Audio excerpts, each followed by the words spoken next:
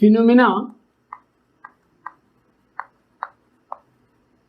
involved in absorption and upward movement of water.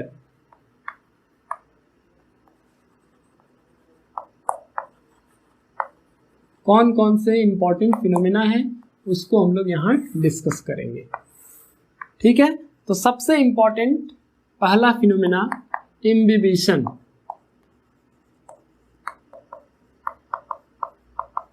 देखिए छोटे छोटे टर्म्स हैं, छोटा छोटा कॉन्सेप्ट है, लेकिन क्वेश्चन बहुत इंपॉर्टेंट है ये। ठीक है ना, कि पूछा जाता है what do mean by imbibition. ठीक है, तो बहुत अच्छे से आपको इसका कॉन्सेप्ट क्लियर होना चाहिए और डिफाइन भी आपको करने आना चाहिए। तो चलिए इसको डिफाइन करते हैं।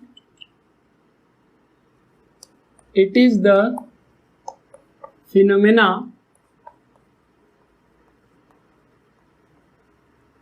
by which living or dead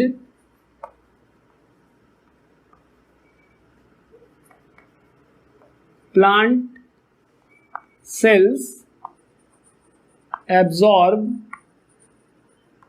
water by surface attraction।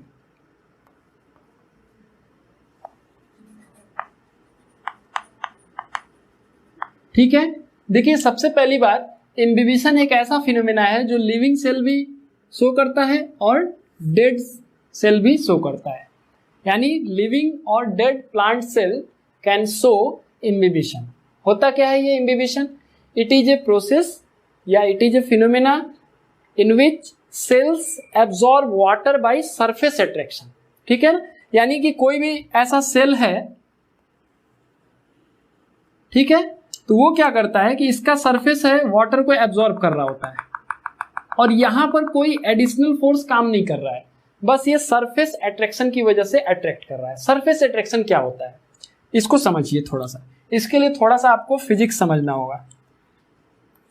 देखिए सपोज करिए कि यहां पर कोई सबस्टेंस ऐसे रखा हुआ है, इसमें बहुत सारे मॉलिक्यूल्स होंगे।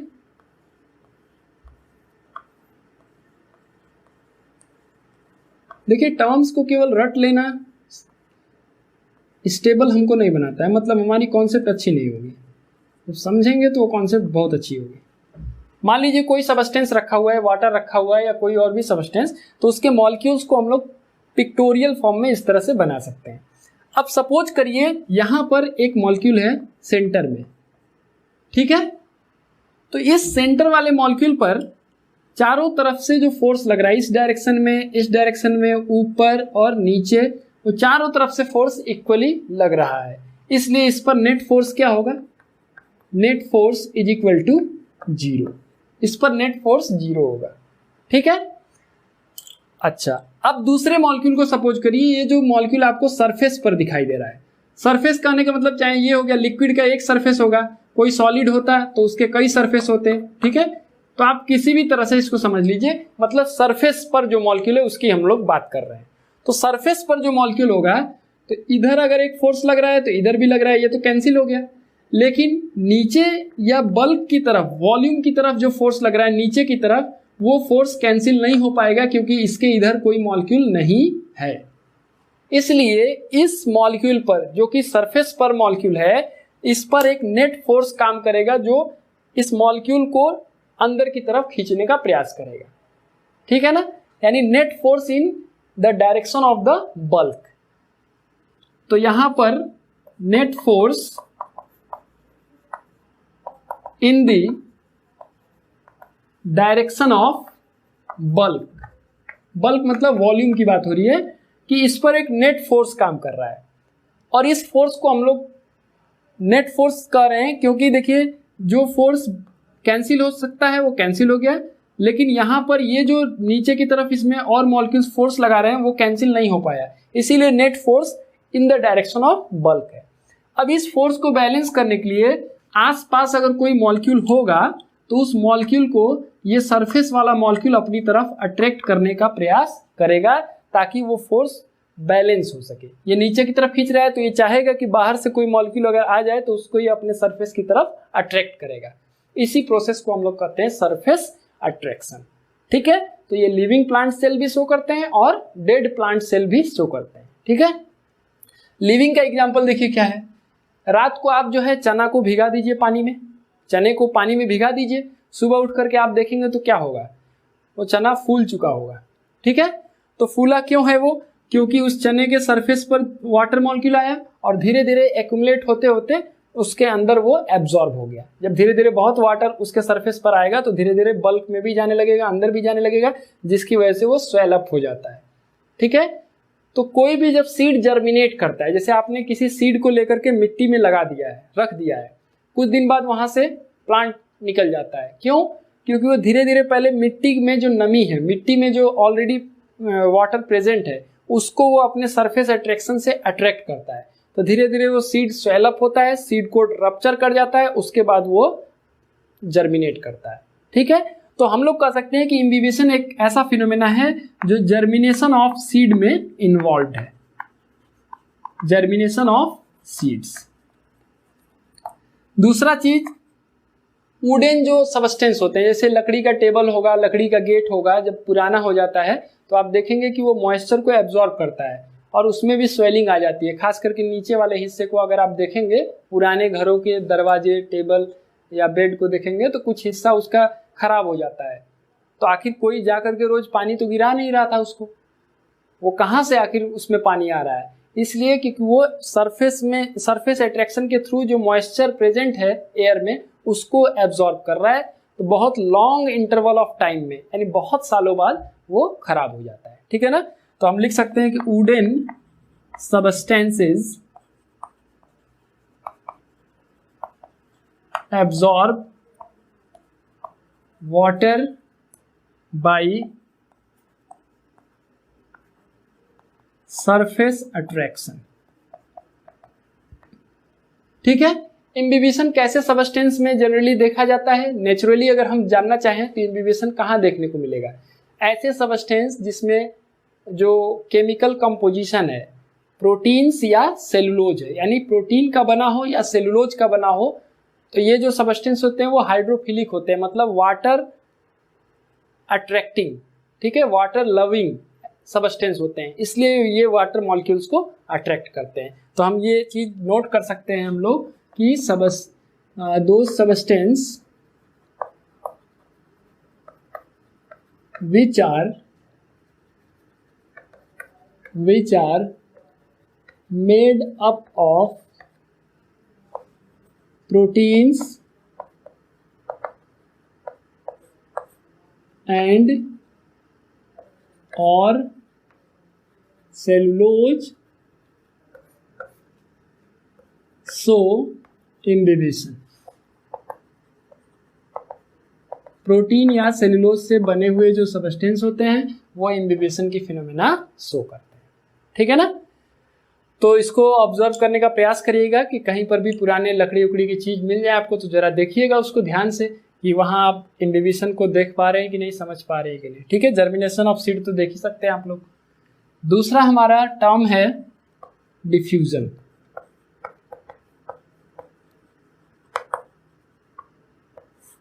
डिफ्यूजन के लिए एक छोटा सा एक्सपेरिमेंट है जो आपने किया है। ठीक है ना, आपने एक्सपेरिमेंट के रूप में नहीं किया है, लेकिन होली में रंग खेलने के लिए आपने ये चीज किया है, इसीलिए मैं ऐसा एग्जाम्पल यहाँ पर सेलेक्ट कर रहा हूँ जो कि आपको समझना आसान बना देगा। देखिए, अगर हम एक बीकर में वाटर ले लें, वाटर कलरलेस होगा, इसमें पोटेशियम परमैंगनेट का एक क्रिस्टल डाल दें, potassium permanganate KMnO4, potassium permanganate जो पर्पल कलर का होता है। ठीक है, तो क्या होगा, शुरू में जब आप क्रिस्टल ऐड किए हैं तो छोटे से हिस्से में आपको थोड़ा थोड़ा रंग इसका बिखरता हुआ दिखाई देगा ऐसे। कुछ समय बाद क्या होगा, कुछ समय बाद जब हम लोग उस बीकर को देखेंगे तो जो पर्पल कलर है वो कुछ दूर तक फैल चुका होगा, ऐसे ऐसे, ठीक है। और कुछ ही समय बाद आप देखेंगे कि पूरे बीकर में जो वाटर है उसका कलर जो है वो लाइट पर्पल कलर का हो गया। अब यहां हो क्या रहा है, आपने पोटेशियम परमैंगनेट का जब क्रिस्टल ऐड किया तो ये सारा सब्सटेंस यही है, लेकिन ये धीरे धीरे फैलते फैलते पूरे वॉल्यूम में डिस्ट्रीब्यूट हो गया, ठीक है। मैंने क्यों कहा होली में आपने ऐसा किया होगा, क्योंकि आपने पोटेशियम परमैंगनेट नहीं भी ऐड किया होगा तो होली में जब हम लोग रंगों को पानी में मिलाते हैं तो कुछ ऐसा ही होता है, अगर आपने ध्यान से देखा होगा तो। या फिर एक छोटा सा काम करिए, नील का 1-2 ड्रॉप आप पानी में डाल करके देखिए किस तरह से वो पूरे पानी में धीरे धीरे फैलता है। 1 ड्रॉप नील डाल करके पानी में देखिए, ठीक है ना।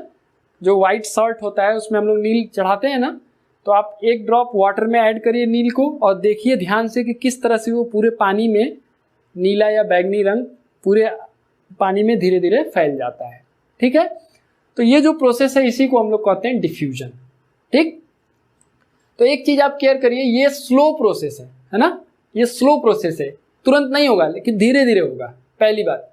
दूसरा चीज, it is the free movement of molecules, molecule freely move कर रहा है, ऐसा नहीं है कि एक पार्टिकुलर डायरेक्शन में ये ऊपर की तरफ ही जाएगा या इधर ही जाएगा, ऐसा नहीं है, फ्रीली मूव कर रहा है, कोई एक पार्टिकुलर डायरेक्शन उसका नहीं है, ठीक है। और कहां से कहां मूव कर रहा है, जहां सबस्टेंस ज्यादा है वहां से कम की तरफ। मतलब देखिए जब आपने पोटेशियम परमैंगनेट ऐड किया तो यहाँ सबसे ज्यादा है पोटेशियम परमैंगनेट, यहाँ तो है ही नहीं, लेकिन लास्ट में आप देखेंगे तो पूरे बल्क में ये फैल चुका है, यानी जहां पर ज्यादा है वहां से कम की तरफ ये ट्रेवल कर रहा है, ठीक है। तो इसी प्रोसेस को हम लोग कहते हैं डिफ्यूजन। अब देखिए मैं डिफ्यूजन इसी बेसिस पर लिख दे रहा हूं,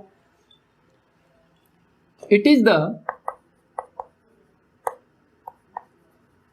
free movement of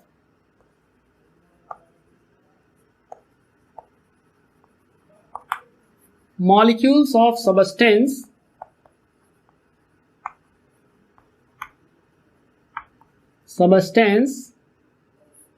from the region of their high concentration to the region of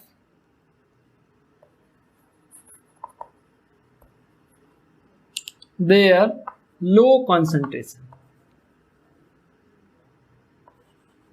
मतलब जहां ज्यादा है वहां से जहां पर कम है उसकी तरफ उसका फ्लो होता है, और ये फ्री मूवमेंट है, इसी प्रोसेस को हम लोग कहते हैं डिफ्यूजन, ठीक है। एक चीज जो अभी मैंने ऐड किया था मैं यहां नोट कर देता हूं, it is a slow process, धीरे धीरे ये होता है, फास्ट नहीं होता है, ठीक है ना, it is a slow process.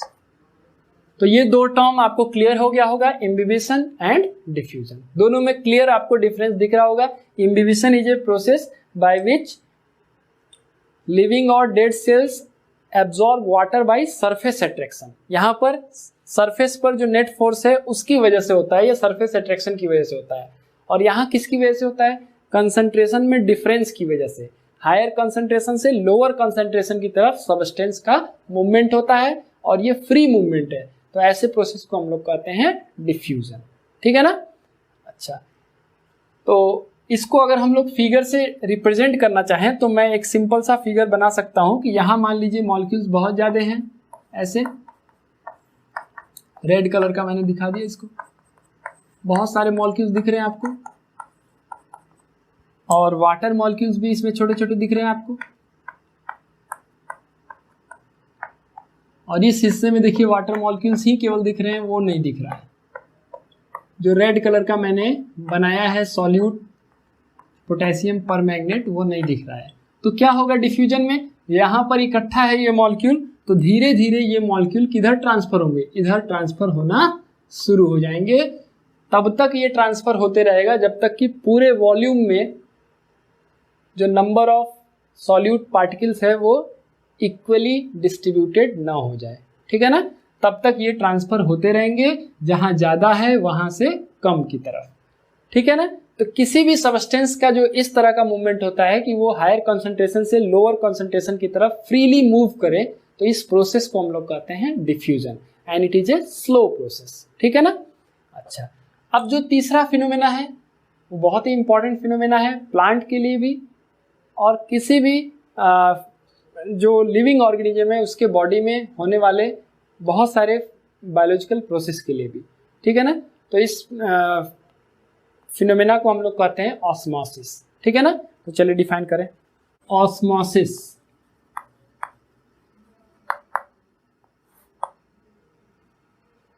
Osmosis is the phenomena related to the movement of solvent molecule, ठीक है ना। सॉल्वेंट किसको कहते हैं ये आपको क्लियर भी होगा कि जब भी हम लोग किसी सॉल्यूशन की बात करते हैं, ठीक है ना, तो उस सॉल्यूशन में जो कंपोनेंट लार्ज अमाउंट में प्रेजेंट होता है उसको हम लोग सॉल्वेंट कहते हैं, और जो लेस अमाउंट में प्रेजेंट होता है उसको हम लोग सॉल्यूट कहते हैं, ठीक है ना। जैसे सी वाटर अगर हम लोग ले लें, समुद्र की पानी ले लें, ठीक है, तो उसमें बहुत सारे सॉल्ट डिजॉल्व है, तो सारे सॉल्ट्स को हम लोग किस कैटेगरी में रखेंगे, सॉल्यूट, और जो वाटर है वो क्या होगा, सॉल्वेंट, ठीक है ना। यानी किसी भी सॉल्यूशन की अगर हम लोग बात करते हैं, कोई भी सॉल्यूशन है तो जो लार्ज अमाउंट में प्रेजेंट होता है सब्सटेंस उसको हम लोग सॉल्वेंट कहते हैं, और जो स्मॉल अमाउंट में प्रेजेंट होगा उसको हम लोग क्या कहेंगे, सॉल्यूट कहेंगे। तो सॉल्यूट कई सारे हो सकते हैं, ठीक है ना, लेकिन सॉल्वेंट सिर्फ एक होगा, ठीक है ना। तो इसलिए मैंने ये क्लियर किया क्योंकि यहाँ पर डिफाइन करते समय ये टर्म आएगा, सॉल्वेंट की बात होगी, ठीक है ना। हाँ, बायोलॉजिकल सिस्टम में जब हम लोग बात करते हैं तो बायोलॉजिकल सिस्टम में सॉल्वेंट क्या होता है, वाटर होता है, ठीक है ना। कि अगर हम लोग बात कर रहे हैं बायो में, तो बायो में हम लोग या तो एनिमल्स की बात करेंगे या तो प्लांट्स की बात करेंगे, माइक्रो ऑर्गेनिजम्स की बात करेंगे, सभी लिविंग ऑर्गेनिजम्स होंगे।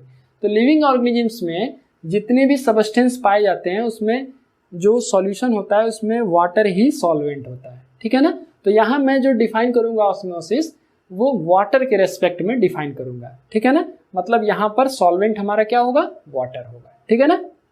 तो चलिए डिफाइन किया जाए। It is the diffusion of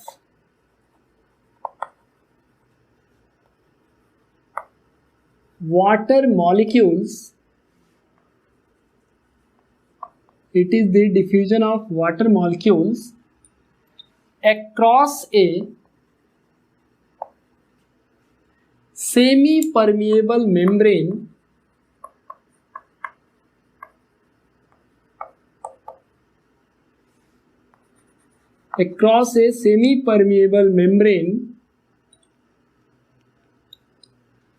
from a more dilute solution, मतलब क्या हो गया, solution having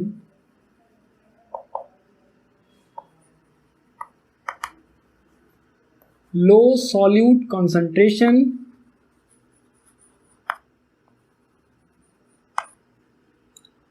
to a less dilute solution, मतलब solution having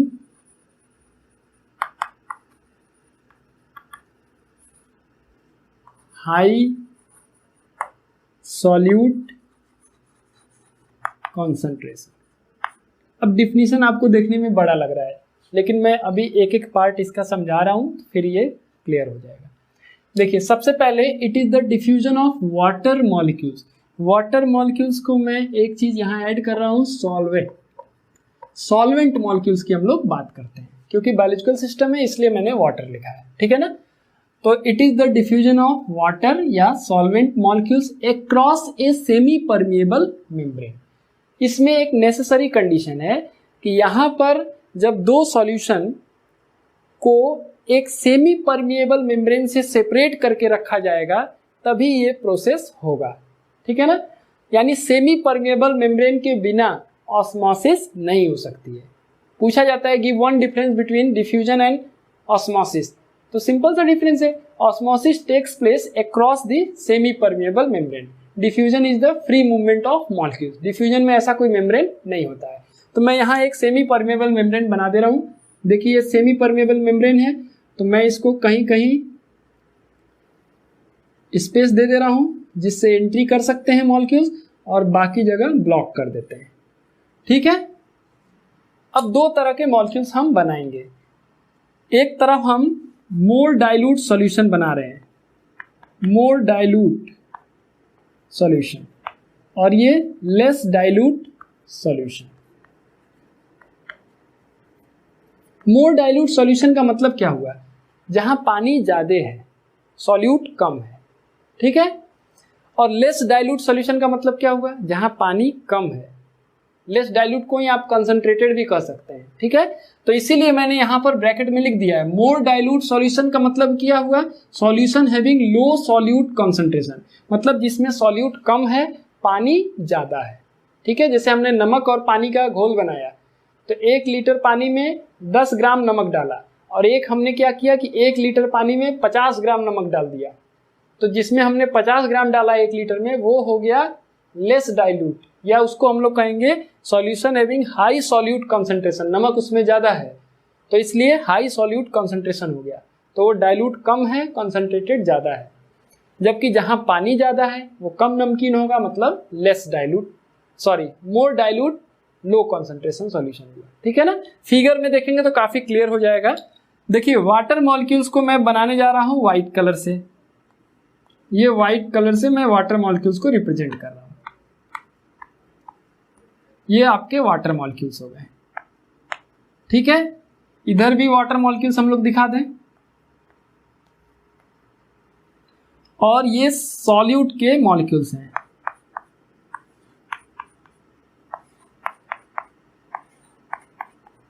इधर आपको सिर्फ 4 दिख रहे हैं ना, और इधर देखिए कितने हैं,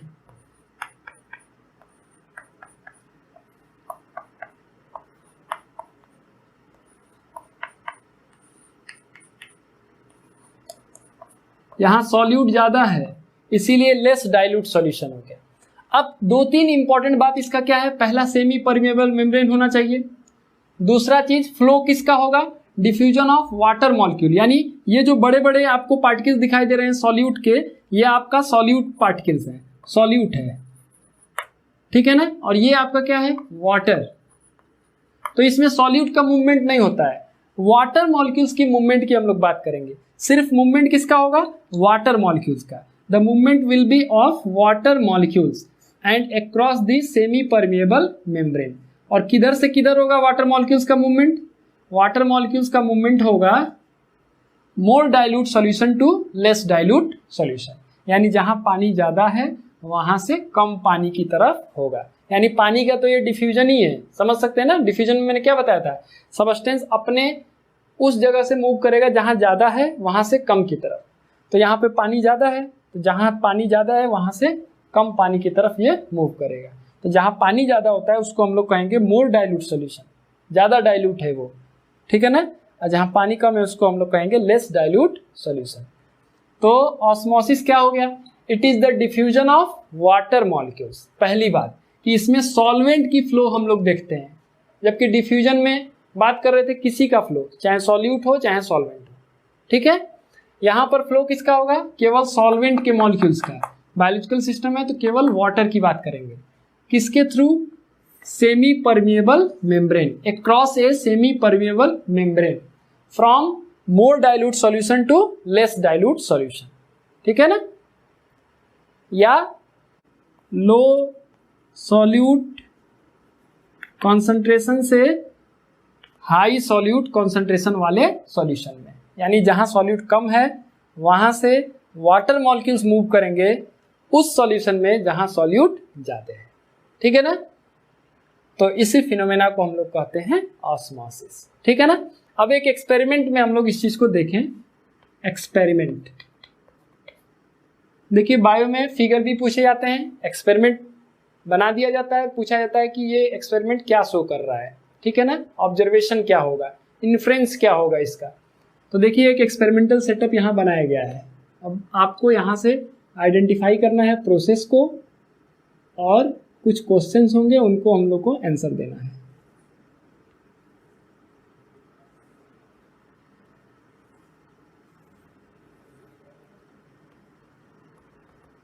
बाहर का जो सॉल्यूशन है वाटर है, वो सपोज कर लेते हैं हम लोग डिस्टिल्ड वाटर। तो डिस्टिल्ड वाटर का मतलब हो गया वो मोर डाइल्यूट हो गया, क्योंकि उसमें तो सॉल्यूट है ही नहीं। और अंदर जो हमारा है वो शुगर सॉल्यूशन है, यानी वाटर में शुगर डिसॉल्व किया गया है। ठीक है ना? बोर्ड एग्जाम का क्वेश्चन है ये, मैंने सेलेक्ट किया ताकि आपको एक कॉन्सेप्ट इसकी समझ में आए। ये स्टैंड से इसको फिक्स कर दिया गया है। ये हमारा हो गया शुगर सॉल्यूशन, और ये मैंने कहा डिस्टिल्ड वाटर है, मतलब इसमें तो कोई सॉल्यूट ही नहीं है। तो बाहर का सॉल्यूशन जो है उसको हम लोग कह सकते हैं मोर डाइल्यूट। ये बाहर वाला क्या हो गया? मोर डाइल्यूट। और ये क्या हो गया? लेस डाइल्यूट, क्योंकि यहाँ पानी में चीनी भी घुला हुआ है। तो क्या होगा? धीरे धीरे वाटर मॉलिक्यूल्स बाहर से अंदर की तरफ आएंगे। अच्छा, एक चीज मैंने मेंशन नहीं किया, ये जो मेम्ब्रेन है वो सेमी परमिएबल मेम्ब्रेन है। किस चीज से बना है? सेलोफेन पेपर से बना है। Cellophane paper behaves like a semi permeable membrane. Animal bladder भी आप ले सकते हैं, जैसे एनिमल का जो यूरिनरी ब्लैडर है, it also behaves like a semi permeable membrane. ठीक है ना? तो सेमी परमिएबल मेम्ब्रेन में अगर ये सॉल्यूशन रखा गया है, शुगर सॉल्यूशन, और इसके चारों तरफ डिस्टिल्ड वाटर है, तो अगर इस सेटअप को कुछ घंटों तक रख दिया जाएगा तो हम क्या देखेंगे? What will we observe after some time? तो कुछ समय बाद आपको ये दिखाई देगा कि ये जो शुगर का लेवल यहाँ दिखाई दे रहा है, कुछ समय बाद ये ऊपर पहुंच जाएगा। यहाँ पर न्यू लेवल ये हो जाएगा, न्यू लेवल। ये क्या है? Original level. मतलब हम लोग कह सकते हैं कि ऑब्जर्वेशन क्या होगा? Rise in the level of sugar solution, rise in the level of sugar solution. और ये क्यों हो रहा है? क्योंकि बाहर से वाटर मॉलिक्यूल्स इस सेमी परमिएबल मेम्ब्रेन से बने हुए जो ब्लैडर है या आप कहें बैग है, उसके थ्रू वाटर मॉलिक्यूल्स इसके अंदर आएंगे। ठीक है ना? किस प्रोसेस के थ्रू आएंगे? ऑस्मोसिस के थ्रू आएंगे। तो पानी अगर अंदर आता है तो इसको हम लोग एंडोस्मोसिस कहते हैं। पानी अगर बाहर जाएगा तो उसको हम लोग कहते हैं एक्सोस्मोसिस। ये जो शुगर सॉल्यूशन है ये हमारा एक्सपेरिमेंट में सेल सैप की तरह है, कि सेल के अंदर कुछ ऐसा ही सॉल्यूशन होगा और बाहर पानी है तो क्या होगा? तो बाहर से पानी सेल के अंदर आएगा। ठीक है ना? तो ये हमारा सेल को रिप्रेजेंट कर रहा है, जबकि ये क्या है? उसके सराउंडिंग को रिप्रेजेंट कर रहा है। तो इसलिए इस प्रोसेस को हम लोग कहेंगे एंडोस्मोसिस। तो ड्यू टू रीजन क्या होगा? शुगर सॉल्यूशन का राइज होने का रीजन क्या है? Due to endosmosis. Due to endosmosis. Endosmosis is the inward movement of water molecules by the process of osmosis. Exosmosis क्या होता है? It is the outward movement of water molecules due to the process of osmosis. मैं लिख भी दे रहा हूं, छोटे छोटे डिफिनीशन है ये, यही लिख देता हूं। Endosmosis is the inward movement of water due to osmosis। इसी तरह से आप एक्सोस्मोसिस का भी डिफिनीशन बना सकते हैं। Exosmosis is the outward movement of complete कर लीजिएगा, outward movement of water molecules due to osmosis. ठीक है ना। तो ये सिंपल सा एक्सपेरिमेंट है, किस चीज को वेरीफाई कर रहा है, या पूछा जाए what is the aim of the experiment, to demonstrate the process of osmosis, या आप और बेहतर लिखना चाहें to demonstrate the process of endosmosis. ठीक है ना। ऑब्जर्वेशन क्या होगा इसका, rise in the level of sugar solution after some time. ठीक है ना। रीजन क्या होगा, this process occurs due to endosmosis. फिर डिफाइन करने को पूछा जाएगा व्हाट इज एंडोस्मोसिस, तो आप डिफाइन कर दीजिएगा। पूछा जाएगा व्हाट इज ऑस्मोसिस, तो ये डिफिनीशन आप डिफाइन कर दीजिएगा। ठीक है ना। और पिक्टोरियल फॉर्म में आप डिफाइन कर देंगे तो और ही बेहतर बात है। जितना आप बेहतर अपने आप आंसर को लिख सकें उतना ही आपकी नॉलेज अच्छी मानी जाएगी। ठीक है ना। अच्छा, तो अब इससे रिलेटेड एक और फैक्ट को हम लोग समझ लेते हैं, ऑस्मोटिक प्रेशर।